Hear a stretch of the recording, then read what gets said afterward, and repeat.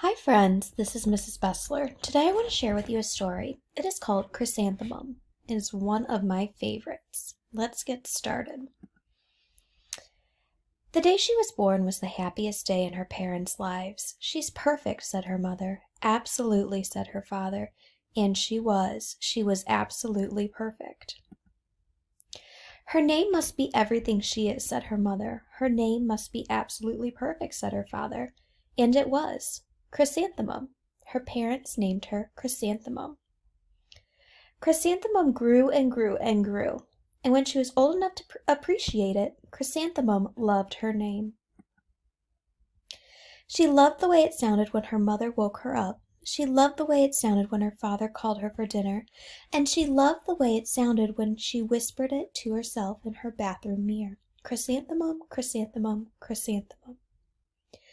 Chrysanthemum loved the way her name looked when it was written with ink on an envelope. She loved the way it looked when it was written with icing on her birthday cake. And she loved the way it looked when she wrote it herself with her fat orange crayon. Chrysanthemum, chrysanthemum, chrysanthemum. Chrysanthemum thought her name was absolutely perfect. And then she started school. On the first day, Chrysanthemum wore her sunniest dress and her brightest smile. She ran all the way. Hooray, said Chrysanthemum, school! But when Mrs. Chudd took roll call, everyone giggled upon hearing Chrysanthemum's name. It's so long, said Joe. It scarcely fits on your name tag, said Rita, pointing. I'm named after my grandmother, said Victoria. You're named after a flower. Chrysanthemum wilted. She did not think her name was absolutely perfect. She thought it was absolutely dreadful. The rest of the day was not much better. During nap time, Victoria raised her hand and informed Mrs. Chudd that Chrysanthemum's name was spelled with 13 letters. That's exactly half as many letters as there are in the entire alphabet, Victoria exclaimed.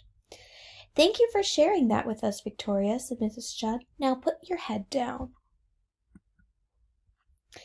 If I had a name like yours, I'd change it, Victoria said, as the students lined up to go home. I wish I could, thought Chrysanthemum miserably. Welcome home, said her mother. Welcome home, said her father. School is no place for me, said Chrysanthemum. My name is too long. It scarcely fits on my name tag, and I'm named after a flower.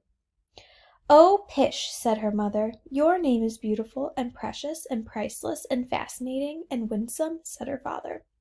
It's absolutely everything you are, said her mother. Absolutely perfect, said her father.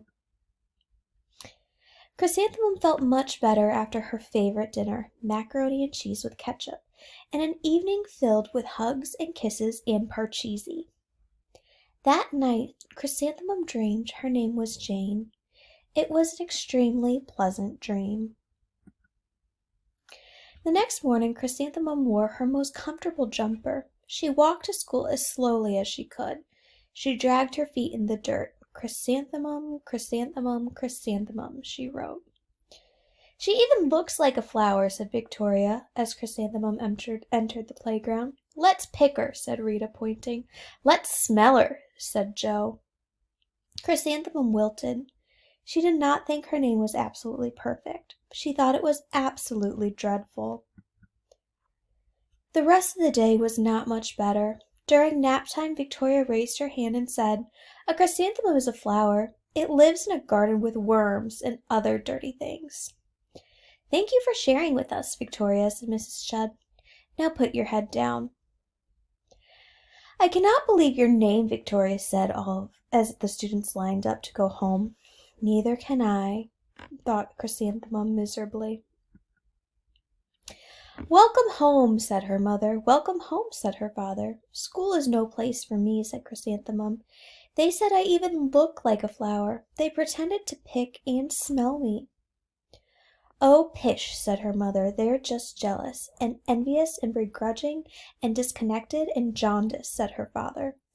Who wouldn't be jealous of a name like yours, said her mother. After all, it's absolutely perfect, said her father. Chrysanthemum felt a trifle better after her favorite dessert, chocolate cake with buttercream frosting, and another evening filled with hugs and kisses and parcheesi. That night, Chrysanthemum dreamed that she really was a chrysanthemum. She sprouted leaves and petals. Victoria picked her and plucked the leaves and petals one by one until there was nothing left but a scrawny stem. It was the worst nightmare of Chrysanthemum's life. Chrysanthemum wore her outfit with 7 pockets the next morning. She loaded the pockets with her most prized possessions and her good luck charms. Chrysanthemum took the longest route possible to school. She stopped and stared at each and every flower. Chrysanthemum, chrysanthemum, chrysanthemum, the flowers seemed to say. That morning the students were introduced to Mrs. Twinkle, the music teacher. Her voice was like something out of a dream, as was everything else about her. The students were speechless. They thought Mrs. Twinkle was an indescribable wonder. They went out of their way to make a nice impression. Mrs. Twinkle led the students in scales. Then she assigned their roles for the class musical. Victoria was chosen to be the dainty flower queen. Rita was chosen to be the spiffy butterfly princess. Jo was chosen as the all-important pixie messenger, and Chrysanthemum was chosen as a daisy. Chrysanthemum's a daisy, chrysanthemum's a daisy, Jo, Rita, and Victoria chanted, thinking it was wildly funny. Chrysanthemum wilted. She did not think her name was absolutely perfect. She thought it was absolutely dreadful. "What's so humorous?" Mrs. Twinkle asked. Chrysanthemum was the answer. "Her name is so long," said Jo. "It scarcely fits on her name tag," said Rita, pointing.